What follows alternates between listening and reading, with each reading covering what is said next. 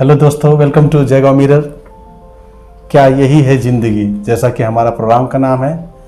आप एक बार फिर तैयार हो जाइए। आज हम आपके सामने नए गेस्ट के साथ हैं और आशा है कि आप लोग अच्छे होंगे। जो प्रोटोकॉल है कोरोना का वो फॉलो कर रहे हैं। तो आज थोड़ा सा हटके आज हम आपको एक जयगांव के बहुत ही अच्छे मशहूर बिजनेसमैन प्लस एंटरप्रेन्योर एक ऐसे आदमी से मिलाने जा रहे हैं जिन्होंने संघर्ष नीचे से करके आज यहाँ तक आए और इनका योगदान है जयगांव में, हम इसके बारे में जानेंगे। तो आज हमारा इस एपिसोड में जो गेस्ट है हमारे श्री आर्यन सिंह जी, इनका सिंह नेटिंग वायरनेस करके डाड़ा गाँव में चलता है। स्वागत है सर आपका आज का प्रोग्राम का। तो सर आप थोड़ा अपने बारे में बताएं सर, अपने परिचय दें हमारे दर्शकों को। हम राम नरेश सिंह प्रोपाइटर, हमारा फॉर्म का नाम सिंह नेटिंग वायरमेस डारा गाँव जयगांव डिस्ट्रिक्ट अलीपुरद्वार के हैं। और हमारे यहाँ वायरमेस का एक फैक्ट्री चलता है, जिस फैक्ट्री से हमारा अपना परिवार, समाज और कुछ मजदूरों का यहाँ से उनका उन्नति होता है। अच्छा सर, एक मिनट, हम जैसे आप एक बिजनेसमैन तो है ही, समाज से भी है ही, द्वास बिहारी जन कल्याण मंच के आप अध्यक्ष भी रहे हैं। तो सर आप थोड़ा सा अपनी पहले संघर्ष की कहानी बताएं सर, कि जैसे आप यहाँ कब आए, फिर आपने कैसे किया और आज जो ये सिंह नेटिंग वायरमेस जो डाड़ा गाँव में अपना एक मकाम जगह रखता है, वहाँ तक कैसे पहुँचे सर? आपका संघर्ष कैसा रहा? कब आए थे सर यहाँ पे आप? हम 1987 में यहाँ आए जयगांव में जी। जिस समय जयगांव एक छोटा सा शहर था और हम आकर के भूटान में काफ़ी दिन तक सर्विस किए। उसके बाद में हमने सर्विस छूटने के बाद फिर हम लेबर कॉन्ट्रैक्टर का काम करते थे, लेबर लेकर के भूटान में काम कराते थे। उसके बाद में हमने धीरे धीरे एक जाली बनाने का फैक्ट्री का उपयोग किया जयगांव में, और उस समय से मैंने धीरे धीरे करके इसको बिजनेस को बढ़ाते गया। कितना बार हमारे पास भूटान से ऑफर आया। एक मिनट सर, हम थोड़ा रोकेंगे आपको। तो व्यूअर्स, आप जैसा देखिए, सर ने कहा कि सर यहाँ पे 1987 में आए, फिर ये उस समय भूटान में जॉब करते थे, फिर इनकी जॉब चली गई, फिर इन्होंने सेकेंड जॉब यानी कंस्ट्रक्शन लाइन में इन्होंने अपने आप को आजमाया और यहाँ से लोगों को लेकर के ये फिर काम करने लगे। फिर जाकर के इनको माइंड में आया कि नहीं, ये इस नेटिंग का बिजनेस करते हैं। तो देखिए, हम यही आप लोग को बताना चाह रहे हैं कि जयगांव जहाँ पे हम लोग बचपन से रहे हैं, या जो हमारा ये फूल रहा है, लोगों को वो नहीं देखना चाहिए कि वो क्या है। हमें ये भी उसके साथ साथ ये देखना है कि वो संघर्ष करते करते वहाँ से आज तक यहाँ पर आए और कैसे आए। तो सर की कहानी देखिए कि वो 1987 से यहाँ पे है और उस समय से संघर्ष करते करते आज ये सिंह नेटिंग वायरमेस का स्थापना हुआ है डाड़ा गाँव में। और ये बहुत बड़ा फैक्ट्री है सर का। सर को हम धन्यवाद इसलिए भी देंगे कि इस फैक्ट्री के माध्यम से लगभग 20-30 लोगों का रोजी रोटी चलता है और सर का भी इसी में सब कुछ चलता है। सर थोड़ा सा आप परिवार के बारे में बताएं सर, अपना परिवार में कौन कौन है आपके? हमारे यहाँ परिवार में सिर्फ मेरा फैमिली है जी, और हमारे फैमिली मेंबर हम लोग 5 हैं। 2 लड़की हैं, 1 लड़का है। वो लोग सब यहीं जयगांव में पढ़ते हैं? सब यहीं हैं, अभी जयगांव में ही पढ़ रहा है। और यहाँ से कुछ दिनों के बाद ये जो कोविड-19 का पोजीशन है, इसको देखते हुए हम लोग इन लोगों का धीरे धीरे बाहर भेजेंगे। तो यहाँ जो सर एजुकेशन अभी जो जिस तरह से मिल रहा है जयगांव में बच्चों का, आपका आप उससे संतुष्ट है मतलब? हाँ, यहाँ शुरू से बच्चा से ही यहीं पर पढ़ाई कर रहा है जी। तो संतुष्टि तो नहीं रहते तो फिर हम लोग शुरू से पढ़ाते ही नहीं। जी जी जी। तो हमारी संतुष्टि है, यहाँ पढ़ा रहे हैं, टीचर लोग आकर के घर में पढ़ाते हैं ट्यूशन। तो इसके अलावा स्कूल से भी मोबाइल में आ रहा है, ऑनलाइन क्लास चल रहा है। तो अभी दुनिया का यही कोविड-19 के चलते हर जगह हर आदमी को तकलीफ है। बिल्कुल सर ने बताया कि कोविड के कारण हर किसी को परेशानी है, और कोई बात नहीं, अच्छे दिन बुरे दिन ज़िंदगी में आते रहते हैं। एक समय ऐसा भी आएगा, हमारा भी अच्छा हो जाएगा। सर, तो हम आपसे ये जानना चाहेंगे कि ये सिंग नेटिंग वायरनेस जो है, तो यहाँ पे कितने तरह का प्रोडक्ट बनता है सर? आप मतलब क्या क्या बनाते हैं? थोड़ा सा लोगों को बताएं, थोड़ा सरल भाषा में कि उनको समझ में आए। ये है जी, देखिए यहाँ बगल में भूटान है जी। भूटान एक पहाड़ी देश है। इनमें क्या होता है, जाली लगा करके पत्थर डालते हैं, और पत्थर डाल करके उनको सिलाई करके पहाड़ को रोका जाता है, नदी को रोका जाता है। तो पहले तो हम लोग मैनुअल हाथ से बनाते थे, वही चलता था, बड़े बड़े रोल बनाते थे। अभी हम लोग भूटान का पोजीशन देख करके, भूटान का ऑर्डर को देख करके, हम लोग कुछ गेबिन बॉक्स था जो नेपाल से मंगाते थे, गुजरात से मंगाते थे। उसके बाद में हम लोग गुजरात नेपाल से आने में काफ़ी टाइम लगता था, 2-2 3-3 महीना हम लोग का ऑर्डर कैंसिल हो जाता था। भूटान में काफ़ी नुकसान हो जाता था लेट होने के कारण। दूसरी बात, हमारे जयगांव के मजदूर को बहुत प्रॉब्लम था कि जो बाहर में जाकर काम करते थे, बाहर में रोजी रोटी नहीं मिलता था, वापस घूम कर आते थे जयगांव में। तो ये सब चीज़ को देखते हुए हमने फैक्ट्री जयगांव में लगा दिया, ताकि हमारे यहाँ से भूटान का भी सुविधा हो, उनको मटेरियल जल्दी मिले, उनका काम जल्दी होए, और हमारे जयगांव वासी जो मजदूर समाज के लोग हैं उनका भी रोजी रोटी चले। बिल्कुल। हमारे जो गांव समाज के लोग हैं यहाँ जयगांव में, सभी समाज के लोग, जैसे मैंने बताया कि नेपाली समाज का लोग है, बिहारी समाज का लोग है, मरवाड़ी समाज का है, बंगाली समाज का है, मुस्लिम समाज का है। हम सभी समाज में दिल से रहते हैं और काम भी करते हैं, और उन लोगों को टाइम आने पर जो हो सकता है हम लोग मदद भी करते हैं। तो इसी तरह से हम लोग जी रहे हैं, चल रहे हैं। आज के दिन में कोविड-19 के चक्कर में आज हमारे भूटान गेट बंद है। हमारे यहाँ जयगांव के आदमी जो भूटान में काम करने वाले थे, लेबर मजदूर, उन लोगों का काफ़ी तकलीफ है।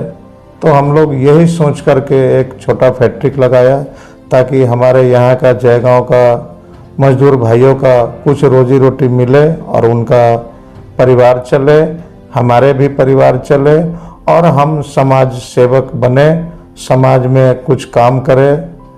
तो यही हमारा एक सिद्धांत है। हम शुरू से धार्मिक परिवार के हैं और धार्मिक जीवन बिताए हैं, और बिताना भी वही चाहते हैं। बिल्कुल सर, बहुत बढ़िया सर। जैसे सर ने बताया कि सर का ऐसा सोच था कि जयगांव में ही फैक्ट्री लगाया जाए ताकि यहाँ के लोगों को बेनिफिट मिले, और ये बहुत ही अच्छी बात है। हम चाहेंगे और भी लोग जो योग्य हैं, इस तरह के बिजनेसमैन हैं, हम जयगांव मिरर्स के माध्यम से उनसे अनुरोध करेंगे कि आप इस तरह के अगर कुछ कर सकते हैं जयगांव और इसके आसपास के, ताकि यहाँ के लोगों को दूर जाना ना पड़े, पलायन करना ना पड़े। ये काफ़ी समस्या है आजकल, लोग कहीं जाते हैं, कुछ काम करते हैं और फिर यहीं आ जाते हैं। तो जयगांव मिरर्स के माध्यम से हम चाहेंगे कि आप इसको करें। और सर, इसके लिए हम फिर आपको एक बार धन्यवाद देते हैं। आप सर थोड़ा सा, ये बिजनेसमैन तो आप हैं ही सर, समाज सेवी हैं ही सर। आप जैसे द्वार जन कल्याण मंच के प्रेसिडेंट भी हैं, तो सर उसमें हम थोड़ा आपसे जानना चाहेंगे कि वो मंच क्या है, कैसे करता है, और अब तक उसमें क्या क्या योगदान रहा है उसमें। देखिए, ये हमारे द्वार बिहारी जन कल्याण मंच 2009 में हम लोग लाया जी, और उस समय से हमारे जितने भी सदस्यगण लोग हैं काफ़ी मेहनत किए सभी ने, और धीरे धीरे हम लोग उस चीज़ को बढ़ाया। आज हमारे समाज में द्वार बिहारी जन कल्याण समाज में काफ़ी लोग आ चुके हैं, और हम लोग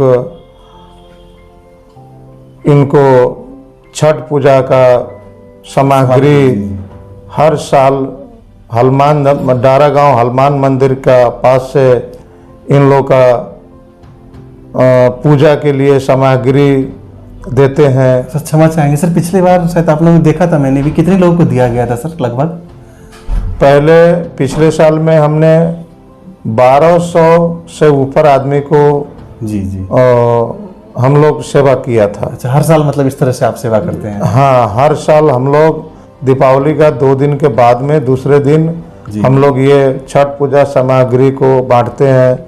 इनमें हमारे बहुत गरीब भाई लोग हैं जिससे हम लोग का पूजा सामग्री बांटने का धर्म मिलता है, और हमारे साथ जुड़े हुए जितने धर्मात्मा लोग हैं जो हम लोग का योगदान देते हैं, उन लोग का भी धर्म का संतुष्टि मिलता है और धर्म से वो लोग भी अपना आगे बढ़ते हैं। इसमें हमारे धर्म में जितने भी सभी समाज के आदमी हैं जो हमारे इस पूजा को धर्म मानते हैं, और सभी समाज का योगदान भी इसमें आता है। बिल्कुल सर, मैं यही जानना चाहूँगा सर आपसे कि जो आप ये जो प्रोग्राम करते हैं तो उसमें सिर्फ आपके समाज या फिर और जो समाज के लोग हैं उन लोगों से भी सहयोग मिलता है सर? हाँ, हम एक ही बात बताएं कि हमारे सभी समाज, जैसे कि नेपाली समाज से आता है, बंगाली समाज से आता है, और मारवाड़ी समाज से आता है, आदिवासी हैं, और हमारे वो बिहारी समाज से आता है। तो हम लोग ये सभी चीज़ को योगदान लेकर के सामग्री सब खरीदते हैं, और जो उनमें कम पड़ता है हम लोग अपना जेब से लगा करके वितरण करवाते हैं। और सभी जितने भी हमारे समाज में मजदूर गरीब लोग हैं जो हमारे छठ पूजा का प्रसाद लेकर के जाते हैं, उन तक आज तक कभी घटा नहीं है, बढ़ जाता है लेकिन घटा नहीं है। किसी आदमी ने कोई आज तक खाली नहीं किया है। बढ़िया सर, धन्यवाद। बिल्कुल सर, देखिए सर ने कहा कि इस तरह के एनजीओ जयगांव में बहुत है, और मैंने भी देखा है कि बहुत सारे लोग एनजीओ के माध्यम से लोगों को हेल्प करते हैं और अपने अपने कम्युनिटी से ग्रुप बना रखे हैं, सोशल वर्कर है, वॉलेंटियर वर्कर है। ये बहुत ही अच्छी बात है जयगांव और द्वास के लिए कि हम लोग अलग अलग कम्युनिटी से आते हुए भी एक बन करके और अपने इस जयगांव को अपलिफ्टमेंट के लिए काम करते रहते हैं। सर अब थोड़ा सा आप अपने बचपन के बारे में बताइए सर, थोड़ा सा हम रिलैक्स होते हैं थोड़ा सा क्योंकि थोड़ा सा बात लगता है। देखिए, आज लगभग हमारा 50 या 51 ऐसे है चल रहा है। बचपन में हम काफ़ी गरीब थे जी। गरीबी का मेहनत करके हमने पढ़ाई लिखाई हमारी कम हुई, दोस्तों के साथ थोड़ा बदमाशी ज़्यादा था। अच्छा सर, मतलब आप जो स्टूडेंट लाइफ में थोड़ा सा आप बदमाश टाइप के ज़्यादा थे? जी। तो कभी ऐसा कुछ हुआ सर, कभी टीचर उचर से पिटाई उटाई खाने का नौबत आ गया? हाँ, टीचर से पिटाई खाए लेकिन कभी टीचर को पिटाई नहीं की है। बहुत बढ़िया बात सर। सर और ऐसा कोई घटना बताएं कि उस स्टूडेंट लाइफ में ही कि आपके साथ घटी हो जिससे आपको बहुत बड़ा सबक मिला हो कि नहीं ये सही चीज़ है, मैं गलत कर रहा हूँ, और उसके बाद आपने वो नहीं किया हो? ऐसा नहीं, उस समय एहसास नहीं हुआ कभी भी। किसी भी आदमी को बच्चा में लड़कपन में और एहसास नहीं होता है गलती का। जब कुछ टाइम बीतता है तो वो आदमी को गलती का एहसास होता है। जैसे हम होए, आप होए, कोई भी आदमी है, थोड़ा जब बुद्धि आता है तो उसको गलती का एहसास मिलता है कि हमने गलती किया है। हम बदमाशी करते थे, कम पढ़े लिखे लड़के थे, हमारे पिताजी पिटाई करते थे। हमने वहाँ से भाग करके यहाँ जयगांव में आ गया। जयगांव में आकर के हमने नौकरी किया, काफ़ी तकलीफ़ किया। तकलीफ़ करने के बाद हमको एहसास हुआ कि हम बचपन में बहुत बड़ा गलती किया, और ये गलती का अंजाम हमको यही भुगतना पड़ रहा है जो आज हमारे साथ इतना मेहनत मजदूरी करके हम चल रहे हैं। और फिर भी हमने घर का सभी सदस्य, सभी परिवार को आज तक अच्छा ढंग से जो भी कमाया उसमें दिया और पूरा किया। और मैं अपना लिए भी बहुत अच्छा किया। आज के डेट में जयगांव में हमारे जितने भी हमारे भाई लोग हैं सभी का साथ मिला है। बिल्कुल सर, जयगांव में आपको हमारे बड़े बड़े नेता लोग नेपाली समाज के हैं, उनका सहयोग और साथ मिला है। मारवाड़ी समाज का भी हम लोग का बहुत दो चार आदमी बहुत तन मन धन से सहयोग किए हैं, तो आज के डेट में ये जगह में पहुँचे हैं। मेहनत हमारी है, आपकी सहयोग है। अच्छा सर, एक बात बताएं, यानी कि आप इस चीज़ को मानते हैं कि थोड़ा कम लिखे पढ़े थे, तो उसका मतलब थोड़ा सा आपको आज भी फील होता है कि अगर हम ज़्यादा पढ़ते तो और अच्छा? हाँ, अभी फील हो रहा है, अभी नहीं, काफ़ी दिन से फील हो रहा है जी जी जी कि अगर हमारी पढ़ाई लिखाई अच्छा रहता तो आज हम अच्छा लेवल में रहते। हमारी पढ़ाई लिखाई ना होने के कारण हम आज मेहनत मजदूरी करके आज इस जगह में पहुँचे हैं। बिल्कुल सर, बिल्कुल। तो दर्शकों देखिए, सर ने कितना दिल से स्वीकार किया इस बात को कि मुझे आज भी पढ़ाई लिखाई कम होने का एहसास है। तो हम जयगांव मिरर के माध्यम से आप लोग सबसे पेरेंट्स से और आज के जो बच्चे हैं हमारे, उनसे हम ये रिक्वेस्ट करेंगे कि आप बहुत अच्छा से पढ़ाई करें, बहुत आगे जाएं, क्योंकि आजकल का ज़माना जो है कंपटीशन का है। और सर एक बार आपको और धन्यवाद कि आपने दिल से इस बात को शेयर किया है। जो पेरेंट्स, सर आप भी पेरेंट्स हैं, तो सर घर में कैसा माहौल रहता है सर? आप कैसे पापा है सर आप? मतलब हमारे घर में बहुत शांति का माहौल है जी। सबसे पहले हम थोड़ा गर्म दिमाग का है, अच्छा, बीमार आदमी है जी। हमारे घर में शुरू से हमारा मिसेज एकदम सीधा शांत है। हमारे 3 बच्चे हैं, तीनों बच्चे एकदम सीधा शांत है। किसी से कोई झगड़ा लड़ाई नहीं करना है, घर में भी नहीं करना है, बाहर में भी नहीं करना है, और शांति से अपना उन लोग घर में पढ़ाई लिखाई खाना पीना अपना जीवन व्यतीत करते हैं। उन लोग को हम बराबर समझाते हैं कि हम एक बहुत गरीब परिवार से जुड़े हुए थे, और आज भी हम जो भी कुछ अच्छा है, लेकिन फील करते हैं कि हम एक गरीब ही परिवार के आदमी हैं। और ये चीज़ जब हम मान के चलेंगे तो हमारा बच्चा लोग भी उस पर ध्यान देगा, और आज के डेट में कोई घमंड नहीं करेगा। घमंड बहुत बड़ा चीज़ होता है, घमंड तो रावण का भी नहीं रहा। हम लोग तो एक छोटा सा इंसान है, और हम लोग चाहते हैं कि अपना इंसानियत जीवन जिए, हमारे बच्चा भी जिए, हमारे समाज भी जिए, और हम लोग हर समय समाज सेवा में हर जाति के साथ में लगाव रखें और रखते भी हैं। सर आप लोग किस कम्युनिटी से? मेरे ख्याल में आप लोग राजपूत कम्युनिटी से आते हैं ना सर? हम लोग बिहार के सीतामढ़ी डिस्ट्रिक्ट का रहने वाले हैं। हम लोग का जाति ब्राह्मण के बाद राजपूत जो जाति है, जैसे नेपाली में क्षत्रिय बोला जाता है, तो वही जाति हम लोग है।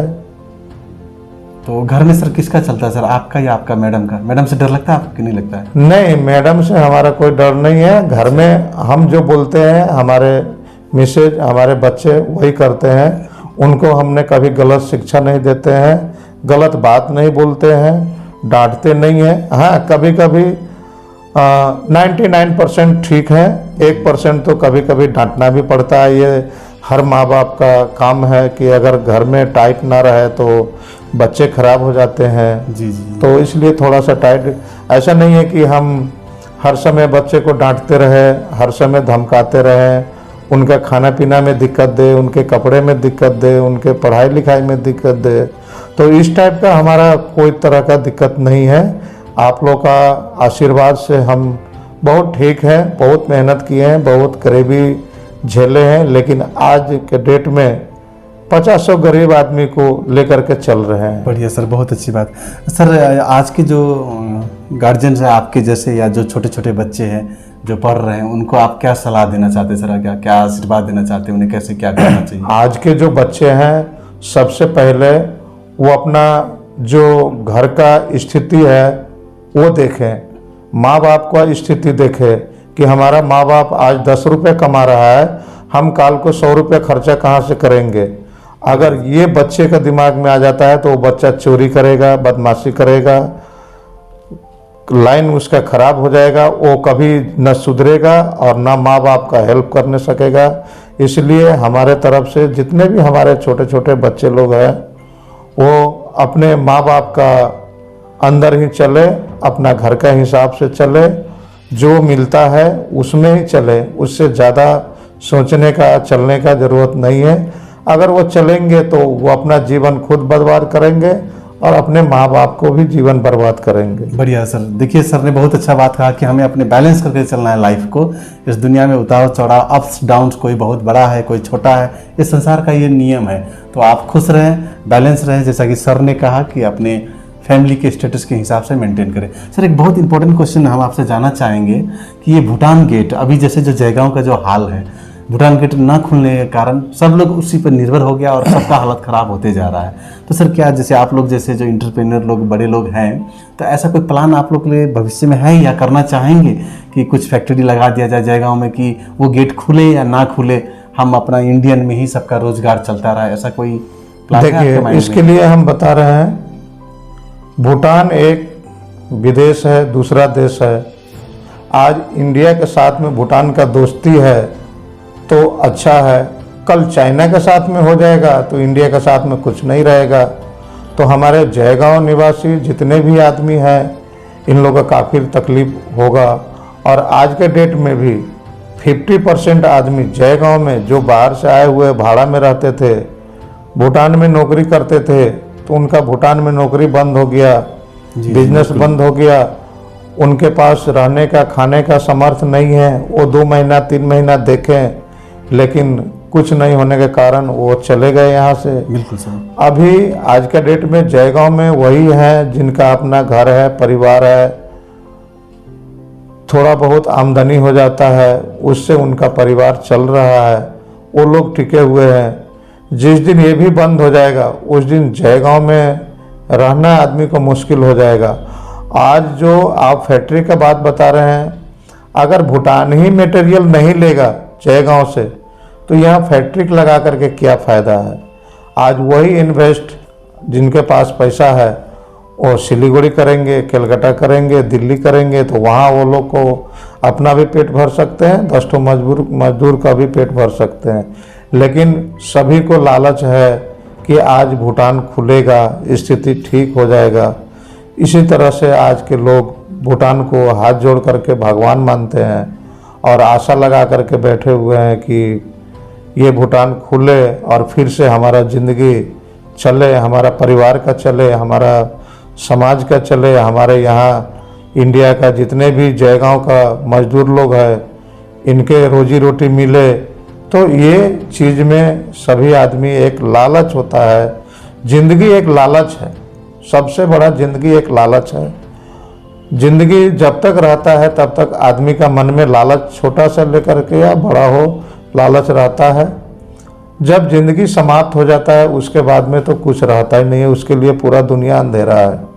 तो जब तक ज़िंदगी है, आँख खुला हुआ है, तब तक लालच है कि आज भूटान खुल जाता है तो हम अच्छा से खाते, 2 पैसे कमाते, हमारे परिवार में हमारे बच्चे लोग थोड़ा घूमते, अच्छा स्कूल में उनको एडमिशन कराते, अच्छा पढ़ाई कराते।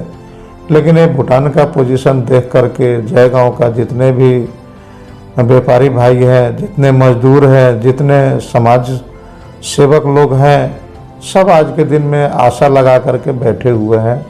अब ये देखिए आशा कब तक भूटान गवर्नमेंट हम लोग का सुविधा देती है।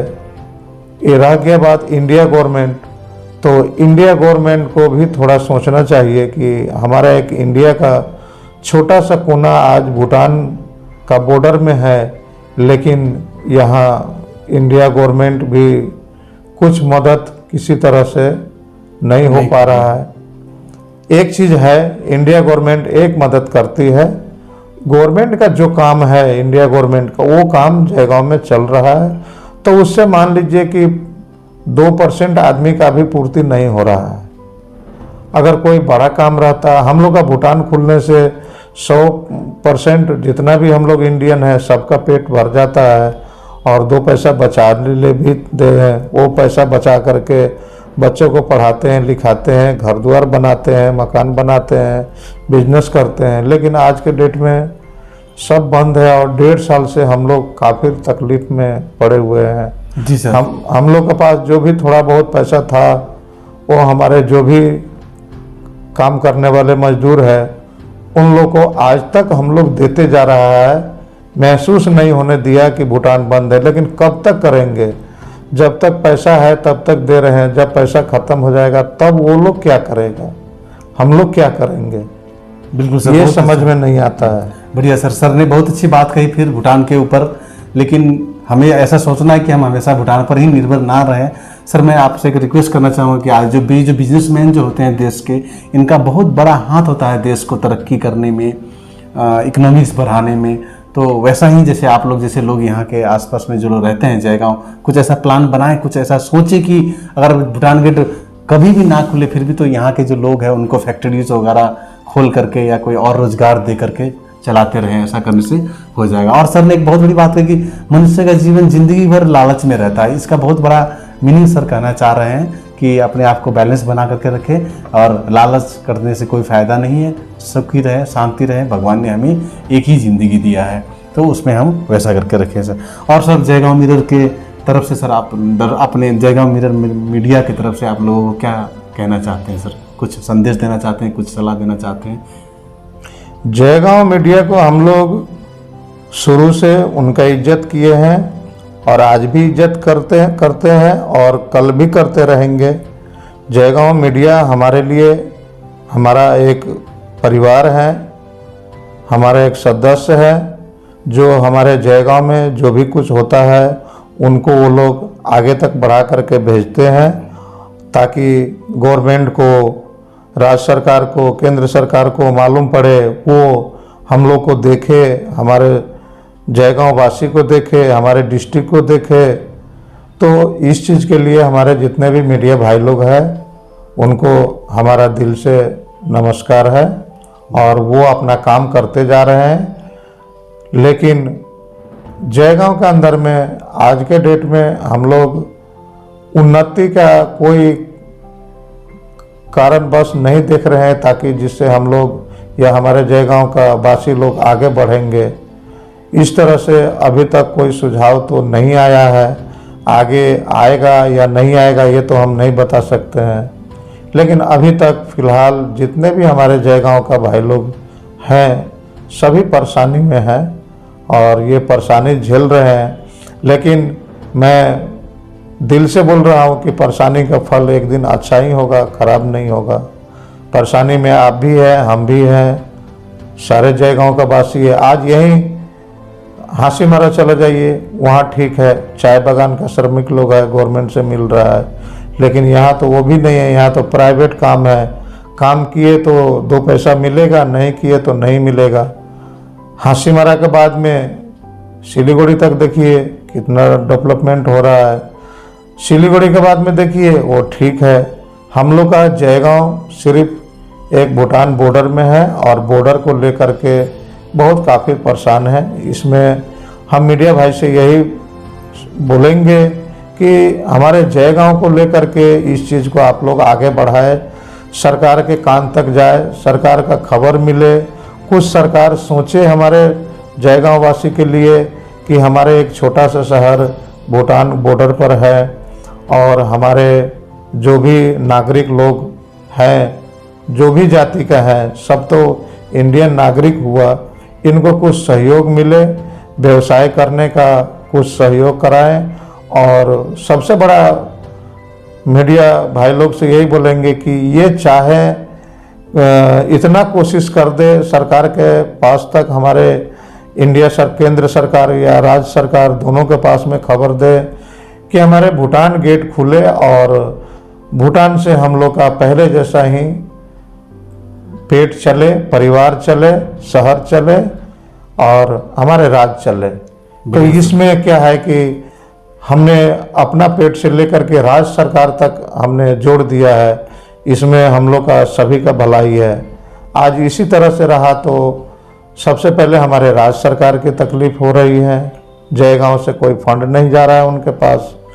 उसके बाद में हमारे जितने भी भाई लोग हैं यहाँ उनकी स्थिति खराब हो रही है। काल को किसी का बच्चे को पढ़ाना है, किसी का बच्चे को शादी करना है, किसी को घर नहीं है, घर बनाना है। बहुत संकट और तकलीफ में हमारे जयगांव वासी लोग आज के डेट में जयगांव में रह के अपना ज़िंदगी बिता रहे हैं। बढ़िया सर। तो दर्शकों, ये थे आज हमारे साथ बिजनेसमैन श्री RN सिंह जी, जिनका सिंह नेटिंग वर्क डांडा गांव में अपना प्रोडक्ट चलता है और इनका फैक्ट्री है, जिससे ये और इनके बहुत सारे परिवार के लोग, यहाँ के लोग इसमें काम करते हैं। और सर इतने बड़े बिजनेसमैन होते हुए अपना संघर्ष का जीवन बताते हुए भी देखिए सर किस तरह से अपना व्यथा बता रहे हैं कि भूटान गेट के कारण क्या क्या सफ़र करना पड़ रहा है, आने वाले समय में क्या क्या सफ़र पड़ रहा है। तो हम चाहेंगे सर आप लोग कि इस तरह से आपका तो सर वो आपका समाज में आपका एक यूनियन भी तो होगा सर, उनसे हम रिक्वेस्ट करेंगे कि लोग आए और आगे आकर के आप लोग कुछ सरकार से रिक्वेस्ट करें, मांगे करें और कुछ प्रोजेक्ट डालें सर आसपास में, है ना सर। तो दोस्तों यही था आज का हमारा प्रोग्राम, क्या यही है ज़िंदगी। होप यू हैव एंजॉयड, और इसी तरह से हम फिर अगले गेस्ट के साथ मिलेंगे नेक्स्ट एपिसोड में। खुश रहिए, मस्त रहिए, कोविड के सारे नियम्स को फॉलो कीजिए। थैंक यू, जय हिंद, जय भारत, नमस्कार। नमस्कार।